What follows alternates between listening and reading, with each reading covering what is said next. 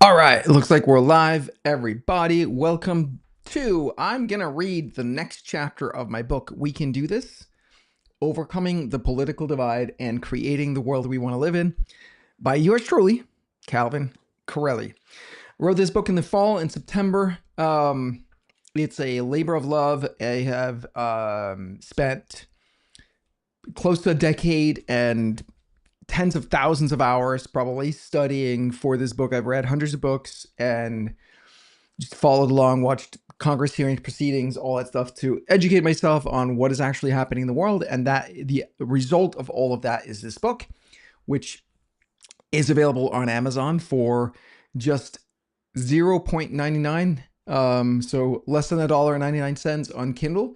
And whatever the cheapest price is that we could set it for as a paperback, I think is like 15 bucks on Amazon. So go get your copy. And I'm just going to get right into it and read the next chapter. So all of this is going to be put together, edited, and put together as an audiobook that's going to be up on Audible, and probably also just as a series of videos and whatnot. Like, I just want this book out there, so I'm not looking to make money on the copies of it. So, but it's cheap, so go buy the Kindle version, start reading it. It's worth it, in my humble opinion. I think it's some of the best stuff on politics that you're gonna find, in my humble opinion. That's why I wrote it. Otherwise, why would I write it if I didn't think it was like the best thing ever in politics, and bringing a totally new perspective, something that I haven't seen anywhere else when it comes to the world of politics. So let's get to it. The next chapter is, we are on page, where are the page numbers? Page 84, page 80, 40, so 84, 49 is the page number. And the title of this chapter is Outcomes. What do we want the government to do for us? This is where people tend to get lost in the weeds. Hang on, I'm just gonna remove some other stuff that's on my screen right there. Here we go. We talk endlessly about policies, but we rarely talk about outcomes. All right, let me take that over. We talk endlessly about policies, but we rarely talk about outcomes. What do we want the end result to be? This is such a common pattern for humans. As a CEO, I see it with my team all the time. People want to jump straight to action. How about we do this? No, I think we should do that. It's tempting. We want to start doing something. I always take a step back and ask the higher level questions. What are we trying to achieve? What does success look like? What problems are we trying to solve? This was my big realization from my changing political leanings. My desired outcomes didn't change, only my beliefs about the best way to get there. That means we might be able to unite a big enough chunk of the population if we focused on outcomes instead of policies. The 5 whys. You may have heard of the 5 whys. It's a tool for getting at what actually matters. It goes like this. You ask people what they want, and whatever they answer, you ask, why? No matter what they answer next, you again ask, why? And you continue to do this 5 times, hence the 5 whys. How come this works? It works because eventually they'll stumble on what really matters to them. It's not that they didn't want to tell you the first time, it's that they didn't know. We generally don't know why we want the things that we want in life. That all lives just below the level of our conscious mind. But it's close enough to the surface that when we ask ourselves the question with genuine curiosity and wonder, the answer will reveal itself. Maybe not right away, but give it a few minutes or a few weeks and it will. Which is also why it's important that when you ask these questions, you allow time to wonder. Okay, over. Which is also why it's important that when you ask these questions, you allow. Which is also why it's important that when you ask these questions, you allow time to wonder.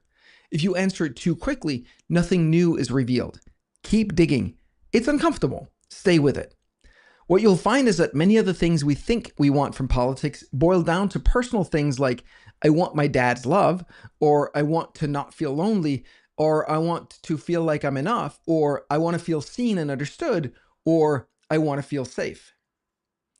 Alas, these are not things the government can give you. I wish it were. In fact, it's not something anyone can give you. Loving you is your job. Seeing and understanding you is your job. Deciding that you're good enough is your job. Dealing with life's inherent uncertainty is your job. Keeping you company is your job. We're all fundamentally alone when we live from our personality. You're the only one who was there when you were born and will be there when you die. No one can do any of this for you. But that doesn't stop us from hoping someone will. The umbilical cord. I heard a quote years ago that stuck with me. Most people walk around the world with their umbilical cord in hand, looking for somewhere to plug it in. It's a funny image. It's also pretty accurate. We look to parents, spouses, bosses, employers, governments, institutions, therapists, coaches, gurus, mentors, even our own children for that place that we can plug in our umbilical cord and abdicate responsibility for our own life. Realizing that your life is your responsibility and no one can do it for you is frightening at first. Then you realize it's the door to freedom, power, and truth. But only after you've been through the pain of recognizing that all of your past failings have been on you, and all your future successes depend on you as well. There's a deeper truth which we'll get to, but at the 3D level, this is a truth for all of us to grapple with. What breeds compassion is this: we all do it.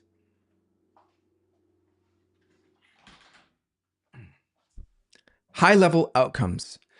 With that understanding in place, practicing the 5 whys, what are the outcomes we want for our society and its people? For me, it's simple.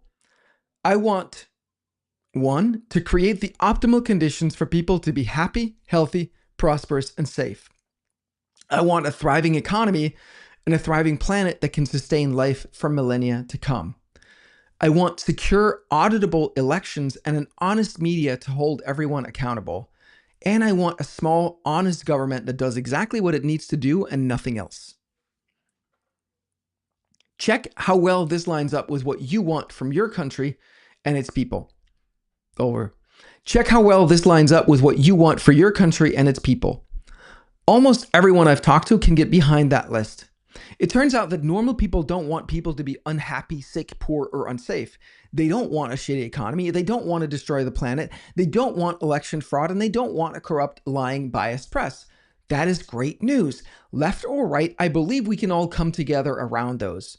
We may want to tinker with the list a little bit, but it's a good first approximation. That means we can start to have a conversation about how to get there, the strategies. Next chapter. Some fundamental truths. Before we go further, I wanted to share some of my bedrock beliefs. I call them truths. You may not agree. That's okay. I lay no claim to the ultimate truth, but they're important enough in my world that I call them truths, and I want to share them here. We are all innocent. One of my core beliefs is that we're all fundamentally innocent. Whether it's the racist uncle or the lying politician or the lying government official or the corrupt regulator or the assassin, we're all innocent. I'm not talking about the law. There are certainly people who are guilty of crimes and we have laws to punish them. I'm talking about moral innocence. Pick the most evil person you can think of, and I promise you, if you set out to genuinely understand their belief system and why they believe what they believe, you'd do the exact same thing they did.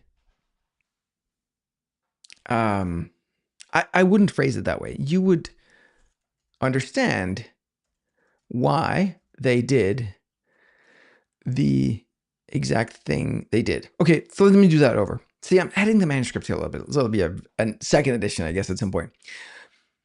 Pick the most evil person you can think of, and I promise you, if you set out to genuinely understand their belief system and why they believe what they believe, you'd understand why they did the exact thing they did. We want to stop the behavior. We want to follow due process and exert whatever punishment the law prescribes. But on a moral level, on a human level, we want to see the innocence in the person. We want to have compassion for them. Why? Because anything you cannot be with in others is something you cannot be with in you. It's an area where you're not free. You may say, but Calvin, I'm not a murderer. To which I ask, have you ever killed a fly or a mosquito or an ant? If so, you're a murderer. But I'm not a liar. Have you ever fibbed, told a white lie, ever withheld the truth? Then you're a liar. And it's okay. We all are everything. We all have every quality within us. That's part of the beauty of life. Any aspect you cannot be with is an aspect of yourself that you're disowning. This becomes your shadow, as Carl Jung called it, and it will find outward expression usually when least convenient. It's like trying to keep one of those big inflatable beach balls underwater in the pool. Eventually, you'll run out of energy and it'll shoot up, water splashing everywhere. This is the exact mechanism that would make a staunch anti-gay politician get caught trying to have gay sex with a stranger at an airport bathroom stall. It's called projection. Sidebar. I think most of you know what story I'm talking about. Like, this happened like maybe 15 years ago or something. Back to the script. The thing we rail against out there because we're in denial about it being in... Oh, it's called projection. The things we rail against out there because we're in denial about it being in here too. Own all of you. You have flaws. You're human. All right, this is a little sloppy editing, my friend. Let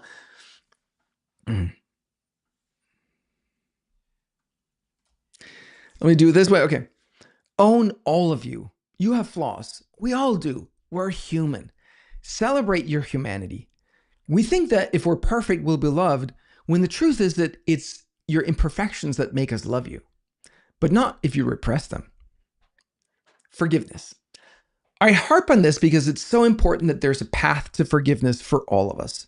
The alternative is that those among us who have committed sins will have to continue to dig their heels in ever deeper. The alternative is that those among us who have committed sins will have to continue to dig their heels in ever deeper. We have to give them an escape valve if we want to move forward as a society. I would probably rephrase that as off-ramp. We have to give them an off-ramp if we want to move forward as a society. In 2015, a BBC documentary came out titled 1945, The Savage Peace, that made a horrifying allegation. After the Second World War, 12 million Germans and German-speaking individuals across Europe were ethnically cleansed, and between 500,000 and 2 million of them died. Mobs can do atrocious things when they get riled up. We have to be careful with this. I know it is angering when you realize the darkness and depravity that's been used to keep the current power structure going. Forcible drugging, assassinations, rape, and underage sex. It's horrifying.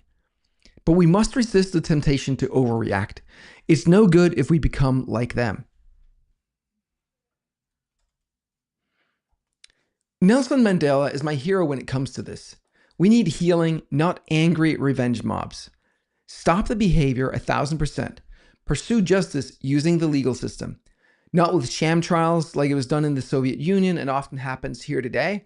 Not with lenient judges and juries either, where they get a slap on the wrist and are allowed to go free. Not with lenient judges and juries either, where criminals, let me rewrite this to be, oh shit, I'm rewriting so much here. Not with lenient judges and juries either, where criminals get a slap on the wrist and are allowed to go free, like it happened with the doctor that killed Michael Jackson. Doctor? Oh, yeah. With the doctor that killed yes, sorry, I was like thinking about the Danielle Penny and the Michael Jackson impersonator in the subway in New York. Yes, the doctor that murdered Michael Jackson, right? Michael Jackson was murdered by his own doctor.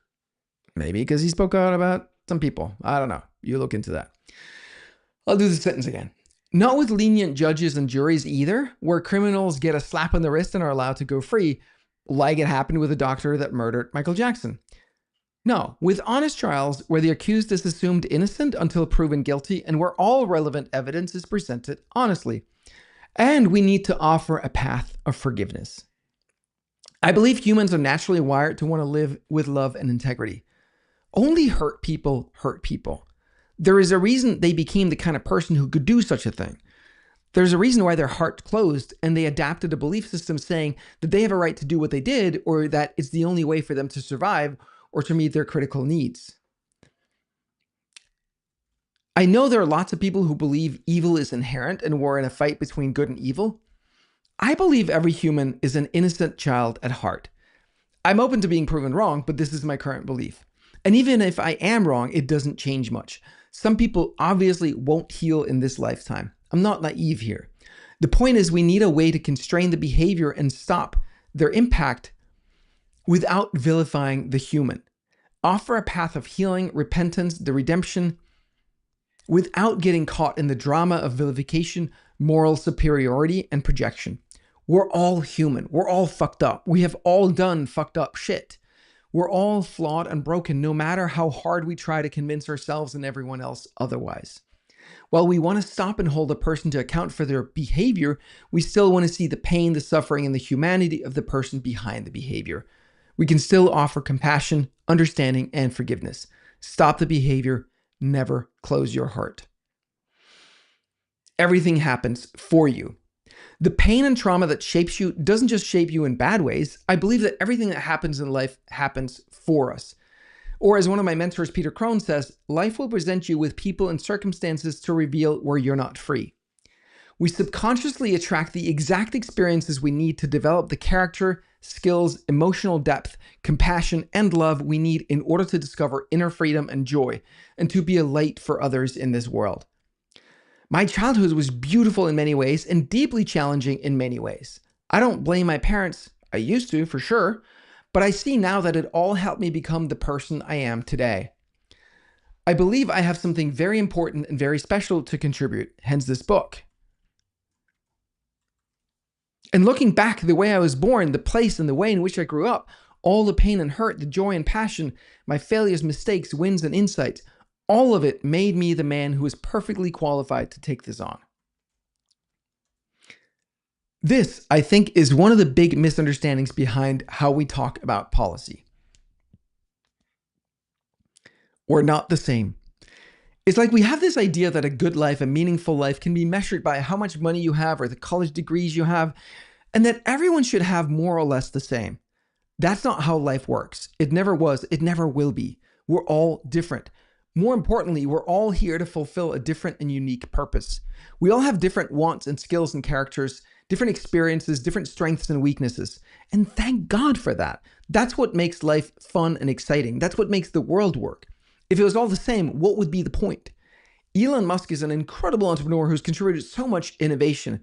He's the CEO of $6 billion companies. Has anyone done anything remotely like that ever before?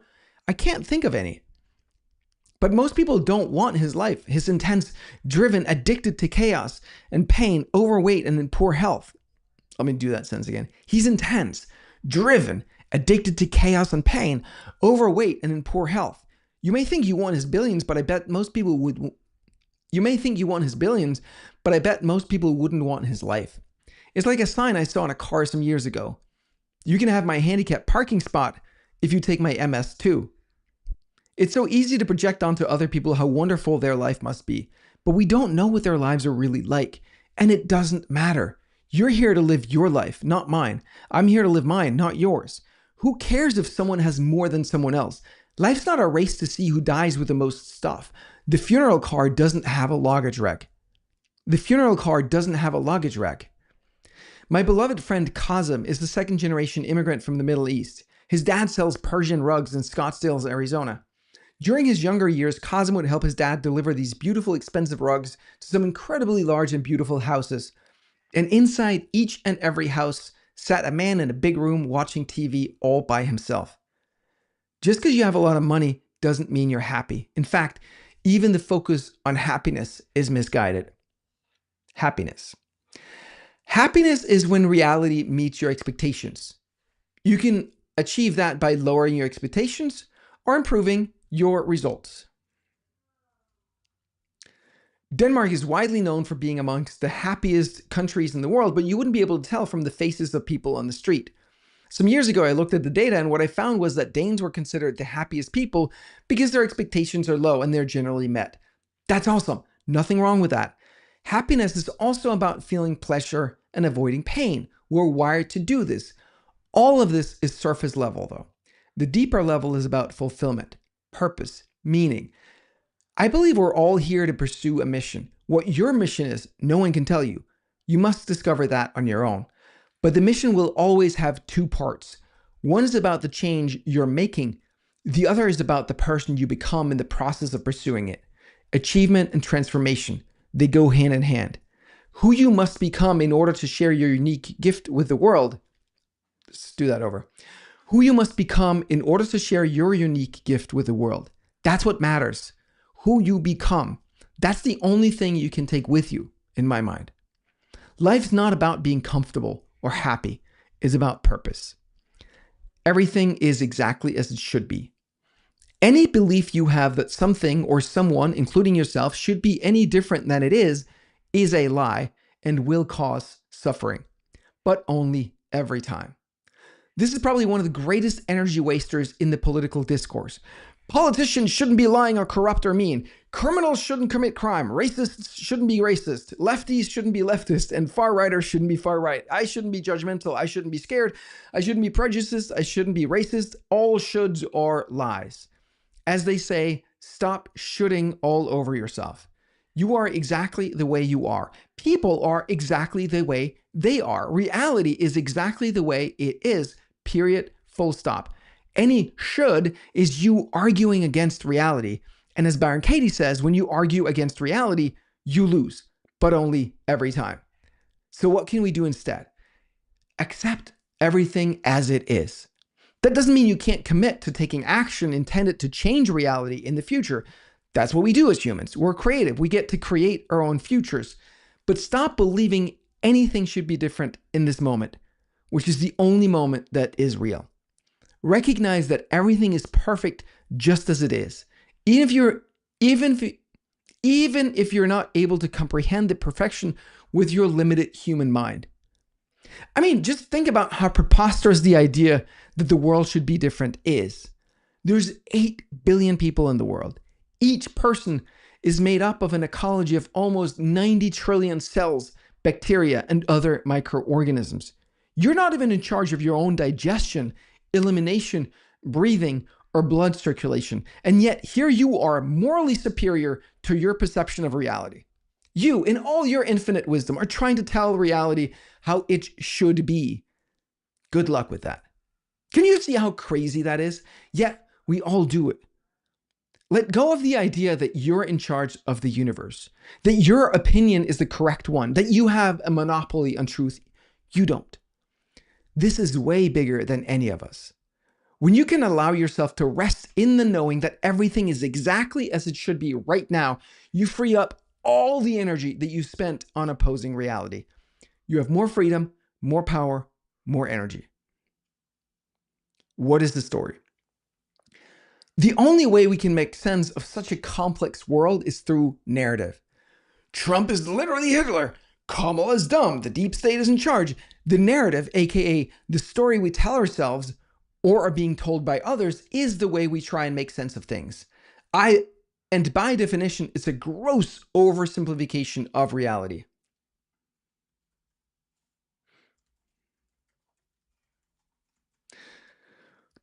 One sec here. Okay. But it's the best we can do because there's no way we can take in the trillions of data points and make sense of it without a story. We'd be paralyzed. And that's okay. Just remember that any narrative that you tell yourself is ultimately a lie in the sense that it takes something extremely complex and makes it appear simple. It can be a useful lie, but always a lie. I feel like there's some piece that, like, this was edited where there's some piece, like this was like the continuation of some piece that moved. I have to go back over that. So I just want to go back and read your own stuff. Let me see here. Do we want to do one more chapter, or was that it for today? I think it's probably it for today. I have another call coming up and I have some stuff I need to do before. Let me see. So that was, we got to values, page 63. Let me just see the table of contents here, guys. Yeah, I think that's a good place to stop because this chapter is kind of long because that's from 63 to 81. So the thing is, excuse me, just ate some food here. I think it's a great place to stop. Thank you for paying attention, for being here, for watching, for being part of the journey. Appreciate you very much on this. Oh, I have to hit go live. Oh, I was never live on Instagram. All right. I guess I'll do that next time. All right, never mind then. Okay. Yeah, I'll see you guys next time. I'll try to get another chapter in tomorrow, and then we'll get this thing recorded in no freaking time. Actually, well, we'll see because I'm off next week, but maybe I'll be able to get a bunch of stuff done over the weekend. All right. Appreciate you. Much love. See you soon. Bye.